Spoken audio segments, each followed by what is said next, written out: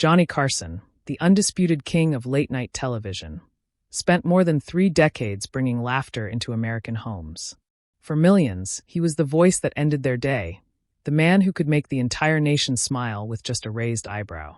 But behind the charm, the wit, and the effortless presence, Johnny Carson was something else entirely, a deeply private man. And as he entered the final chapter of his life, that privacy grew into near total isolation. Today, we're looking at the tragic reason Johnny Carson spent his final years away from the world he once entertained. When Carson retired from The Tonight Show in 1992, fans expected he would eventually reappear. In interviews, in specials, maybe even a cameo or two. But what most people didn't know was that Carson had no desire to return to the spotlight. He had been a public figure for so long that he felt he had given the audience everything he had. To him, retirement wasn't a step back, it was an escape. A chance to finally live quietly. But there was a deeper, more painful layer to that decision. Throughout his life, Carson battled a lifelong struggle with shyness, perfectionism, and a need for control. Friends often described him as warm and generous in private, yet guarded and distant when the cameras were off. That emotional distance grew in retirement. Especially as Carson began facing health challenges, he kept completely hidden from the public.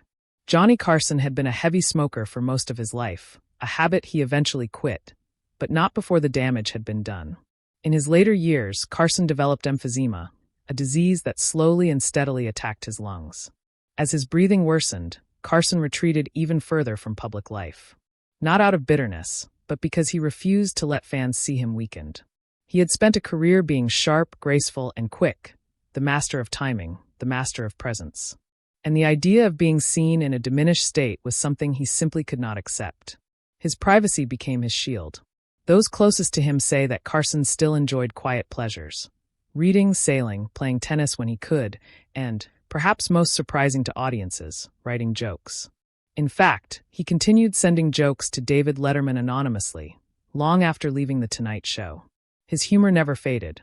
He simply chose to share it quietly. Carson's final years were spent primarily at home with his wife, Alexis, and a very small circle of friends and family. He was not lonely, he was intentional. It was a controlled, peaceful world, far removed from the pressures of fame. But for fans, the silence felt tragic. The man who once filled our homes with joy slipped away gently, quietly, almost like a ghost fading from the stage.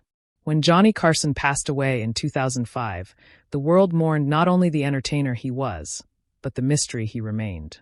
His final years reflected who he truly was, a man who gave America laughter and asked only for privacy in return.